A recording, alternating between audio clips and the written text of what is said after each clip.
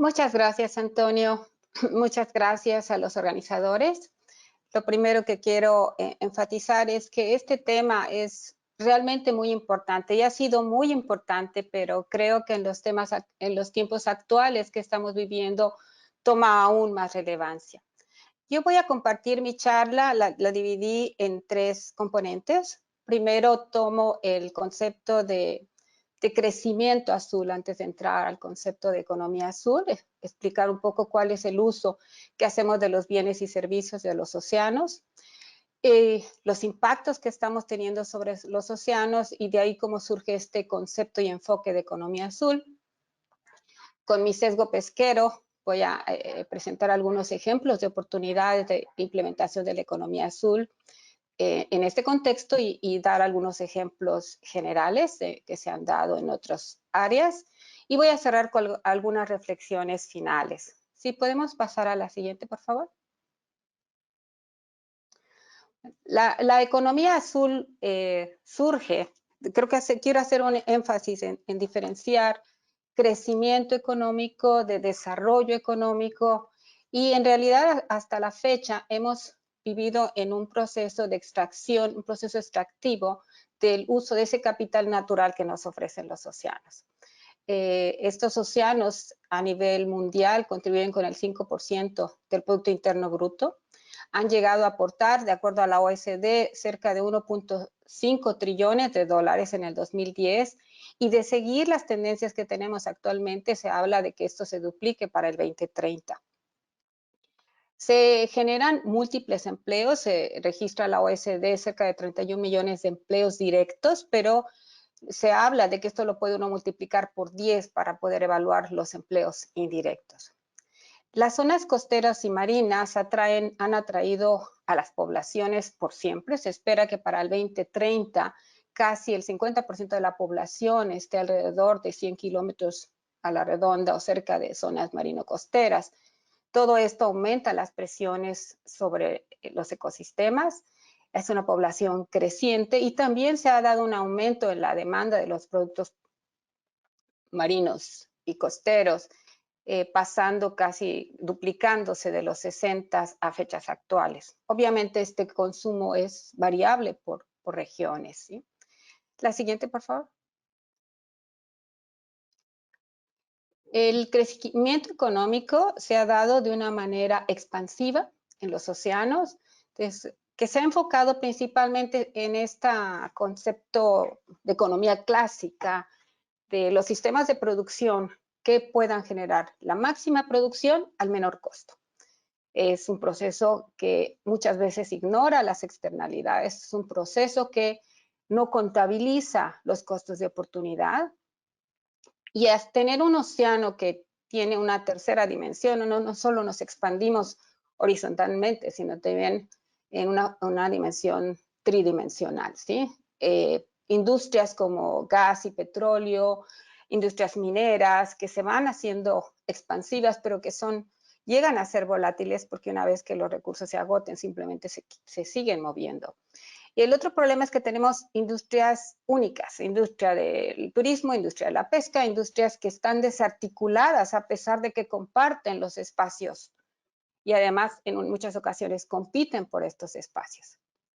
El otro problema que tenemos es que en este proceso extractivo el valor agregado es muy diferencial en cada una de estas actividades. Ustedes tienen la gráfica de la derecha, que construí con datos de la OECD, y vemos que las industrias que mayor valor agregado dan a los productos que generan son petróleo y gas, turismo, y vamos a ver en la tercera barra de la derecha hacia la izquierda la pesca industrial, en donde son procesos meramente extractivos que venden el producto con muy poco valor agregado, no se hace mucho procesamiento.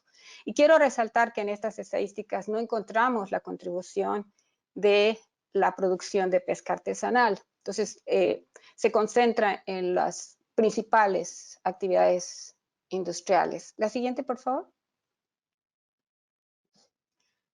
Los océanos nos han servido para hacer procesos extractivos, para tener el beneficio de bienes y servicios. Uno de los principales, por ejemplo, es el empleo. Se habla que el 30% del empleo que se tiene en el uso de los bienes y servicios que nos proporcionan los océanos está tomado por el turismo. Entonces, lo que nosotros obtenemos de los océanos incluye desde energía, entretenimiento, alimento, tecnología, transporte. Y además el océano tiene la capacidad de hacer procesos de absorción del CO2. Entonces, contamos otros servicios como los que nos dan los manglares en protección y podríamos hacer una lista aún más grande. Pero además de que hacemos un proceso extractivo, hacemos un depósito dentro de esos océanos. Los usamos para depósito de basura, desechos, materiales radioactivos, metales pesados. El agua de lastre que cambia la biodiversidad, tiene un impacto en la biodiversidad de los ecosistemas marinos. ¿Sí? De acuerdo a la OSD, cerca de 8.000 toneladas de plástico son vertidos al mar anualmente. Y de esos no hay una contabilización de los microplásticos que se van degradando y que se van manteniendo en esos ecosistemas de los que dependemos. La siguiente, por favor. Si a todo eso le agregamos el efecto sinérgico del cambio climático, tenemos unos retos multidimensionales. Como decía Toño, para mí la pesca, siempre he dicho que los problemas de la pesca no se pueden resolver solamente atendiendo a la pesca, no solamente reduciendo el esfuerzo pesquero. Tenemos que considerar los hábitats, una recuperación de esos hábitats que son degradados. Y todos estos efectos multidimensionales tienen un impacto que se multiplica. Tenemos acidificación, aumento del nivel medio del mar, que también puede tener impacto tanto en la pesca como en el turismo, los eventos extremos, que no solamente los deberemos de dimensionar por el impacto que tienen en las zonas y los gastos que esto puede implicar, pero también el costo de oportunidad de limitar los tiempos de operación de la pesca, por ejemplo. Todos estos impactos se van a ver reflejados en el largo plazo. Algunos ya los estamos viendo, cambios en la distribución de especies, cambios en la composición de especies, y todo esto va cambiando los sistemas productivos y va teniendo un impacto en la economía y en la sociedad. La siguiente. Y aquí viene la tormenta perfecta al agregarse el COVID como un impacto más en todos estos impactos que ya hemos ido visualizando. Y el COVID viene a ser una reconfiguración total de las cadenas productivas a nivel mundial. Estas limitaciones de transporte, de distribución, cambia la relación en las cadenas productivas de oferta-demanda, cambia los precios y todo eso viene a tener un impacto en la economía y el bienestar de los países. El Fondo Monetario Internacional habla de un impacto muy, muy fuerte en las economías de los países, pero especialmente en aquellos de países en desarrollo. La siguiente, por favor. Y el problema es cuando llegamos a alcanzar lo que se conoce como el famoso tipping point o el punto de no retorno. Estamos acercándonos al punto de no retorno en el caso del uso de los bienes y servicios de los océanos. Todo esto nos hace hacernos algunas preguntas de reflexión. ¿Qué prospectos hay de crecimiento, de desarrollo? ¿Quiénes se benefician de estos desarrollos que se están dando actualmente? Y si tenemos posibilidades de hacer cambios a tiempo. Y de estos cambios, ¿quiénes se benefician? Pero también quiénes deben de participar para que tengan sentido y efecto estos cambios. La siguiente. Aquí surge este concepto que ya se ha venido promoviendo en la última década, sobre todo muy fuerte, de la economía azul. Y quiero diferenciar el crecimiento azul de la economía azul, porque muchas veces esos dos términos se usan de manera indistinta. El concepto de economía azul está muy asociado, se busca una alineación con los objetivos de desarrollo sostenible, en el cual se generen sistemas de producción que favorezcan el bienestar y equidad de la sociedad, reduciendo los riesgos ambientales y la escasez ecológica. Estas palabras clave de escasez ecológica nos está diciendo que los recursos no son inagotables, que tenemos que tratar con respeto a los ecosistemas, que debemos buscar un bienestar, que debemos mantener la biodiversidad y todo esto ligado a este concepto de economía circular, que quiere decir que no haya desperdicios, el cero desperdicio. Se han dado muchos foros a nivel mundial para discutir estos temas. Tenemos el caso de Nairobi de 2018, donde varios países firmaron acuerdos para la reducción del uso de los plásticos de uso único. En Cancún también se volvió a traer este tema y se agregó el tema del sargazo, de cómo hacer un aprovechamiento de ese sargazo. La siguiente, por favor. Y Gardner Pauly es uno de los principales promotores de esta forma de producción de economía azul, donde incita a movernos de la economía neoclásica hacia una economía azul que reconozca al ambiente, que reconozca a la sociedad y que reconozca el impacto potencial del cambio climático. Aquí se busca un sistema de producción que tenga cero desperdicio y sobre todo que sea guiado por la demanda, no por la oferta. No que nos digan qué es lo que queremos, sino la verdad que se busque producir algo que se necesita y que genere ingresos, que genere una economía local al dar un valor agregado. Entonces, el uso de un solo producto, que es lo clásico que se hace en las actividades actuales, hace un desaprovechamiento de muchos de esos subproductos que se pudieran generar.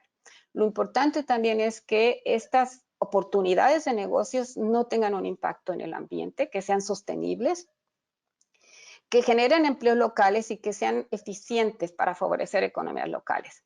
Pero todo esto requiere innovación y para eso se requiere un sistema de producción asociado a la ciencia, al desarrollo tecnológico, a la generación de conocimiento. Se busca un desarrollo integral que integre los componentes social, económico y la sustentabilidad de los ecosistemas. La siguiente, por favor.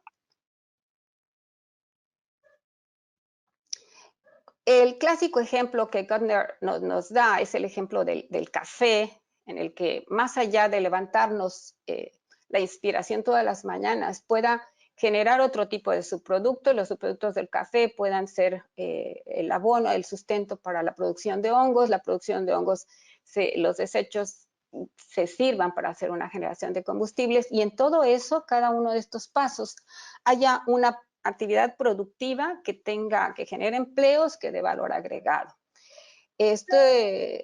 Gunther habla de cerca de 5.000 fincas que ya están operando con estos sistemas productivos, Japón, Chile, Perú.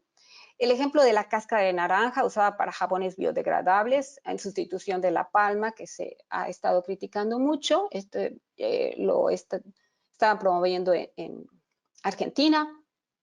El papel piedra, que se empezó también como una iniciativa en Chile. Y en el caso de los productos marinos, se habla de las algas y los pastos marinos para producción de biocombustibles, para reducir el efecto invernadero, el uso de sistemas marinos, corrientes, energía hidráulica para hacer transformación de energía térmica. Y el clásico ejemplo también del hidrógeno como combustible, en el cual se usen una serie de sistemas productivos que sean amigables con el ambiente y que favorezcan, en este caso, por ejemplo, usar energía eólica para extraer del agua el hidrógeno, de ahí generar un combustible que pueda usarse en diferentes sistemas y se está favoreciendo la reducción del efecto invernadero. La siguiente, por favor. ¿Cuáles son las oportunidades dentro de la pesca? La pesca, y mucha gente me lo dice a mí, ¿para qué sigues en la pesca si la pesca ya está en decadencia, no? Este famoso diagrama de Pauly del efecto de fishing down the web, en lo cual nos hemos ido acabando los predadores tope y seguimos hacia los niveles siguientes, puede mantener un panorama un poco triste. Lo que es claro es que ya no puede haber expansión. Se necesita recuperación de las poblaciones, se necesita reducir la presión de pesca, pero se puede dar un valor agregado a algunos de los productos. La CONAPESCA desde el 2005 ha estado tratando de hacer análisis integrales de cadenas productivas, integradoras, de cómo hacer un aprovechamiento para las mismas producciones, pero con mayor valor, darle un valor agregado. Se habla de aquí algunos productores, empresarios pesqueros me han platicado del interés de ellos de poder hacer uso de los restos del filete, los huesos, ya se ha hecho uso de la piel, desechos de las plantas procesadoras de pescado para fertilizantes, pero también la pesca es es un tema sensible en el que no se puede ignorar el que necesitamos tener políticas públicas eficientes e instituciones sólidas. Y aquí el reto más grande es para la pesca artesanal, porque cómo ese sistema productivo se puede ajustar a una economía azul. Sí, se habla mucho de este concepto de grabbing the beach o competencia en la cual los pescadores artesanales compiten por espacios con el turismo. Los países del Caribe son el mejor ejemplo, en el cual hemos visto cómo cada vez los espacios en donde pueden descargar la flota artesanal se van reduciendo porque están siendo ocupados por hoteles, otro tipo de actividades productivas. La falta de capacidades y competitividad para integrarse a este sistema es uno de los retos en el caso de las pesquerías artesanales. La siguiente, por favor. Dentro de estos retos surge precisamente dentro del network de TVTI este concepto de justicia social. Es cómo evitar que estos procesos expansivos, extractivos, excluyan a poblaciones muy amplias. El 90% de las pesquerías casi a nivel mundial son artesanales. Entonces, ¿cómo evitar esta exclusión? ¿Cómo evitar daños ambientales? Y cómo lidiar con esta competencia que se hace por un espacio geográfico, político y económico. ¿Sí? Entonces, aquí es donde nuevamente retomo esa diferencia entre el crecimiento azul y la economía azul. Se debe asegurar que se puedan tener ecosistemas sostenibles, que sea una eficiencia en la producción económica, pero también manteniendo el bienestar social. La siguiente, por favor.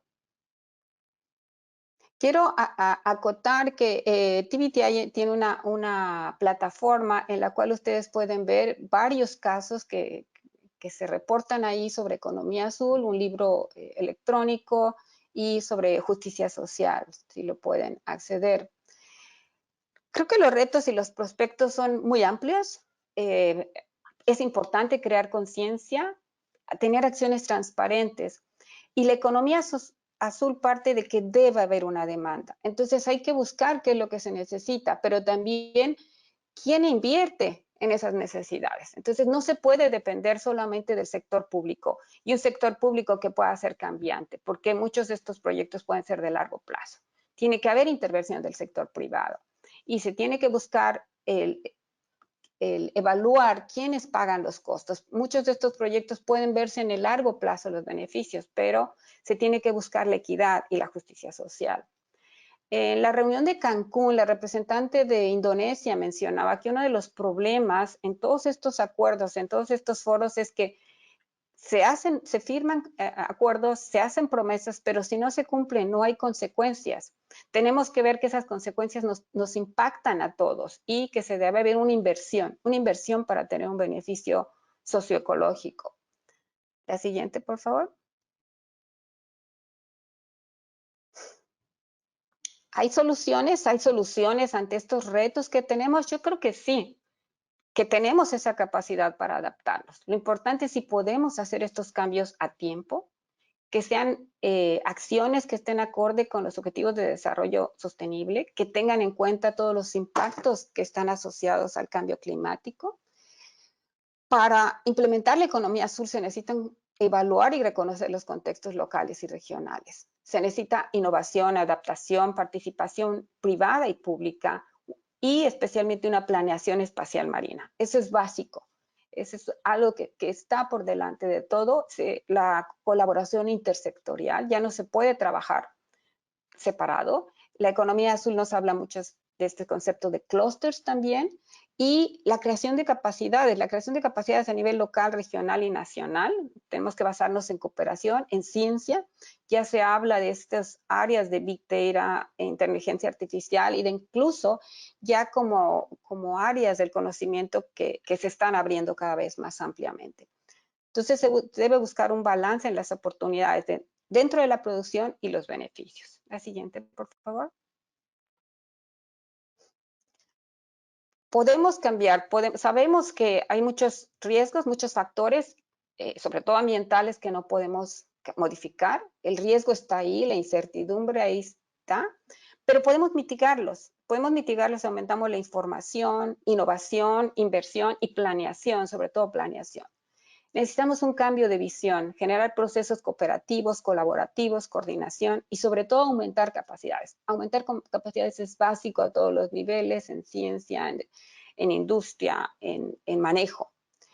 Y tenemos que evaluar la factibilidad de los flujos. Cuando les hablaba del tipping point, tenemos que ver la viabilidad de cualquier flujo de producción y necesitamos un liderazgo. Necesitamos alguien, necesitamos gente, mucha gente que pueda mostrar casos de éxito que se puedan replicar. Tenemos que evaluar, ya sea que nos quedemos con evaluar los beneficios de acciones o con los costos de no tener una respuesta, de la falta de acciones. Creo que es importante que dimensionemos. Esta fotografía es una planta de hidrógeno, de generación de hidrógeno en Bilbao, y nos muestra un ejemplo de un desarrollo enorme. Y la siguiente, por favor. Con esto cierro diciendo lo que Nelson Mandela indicaba, que siempre parece imposible hasta que se hace. Creo que tenemos muchos retos, están ahí, pero también las oportunidades están ahí. Y juntos se pueden hacer muchas cosas. Muchas gracias, es todo.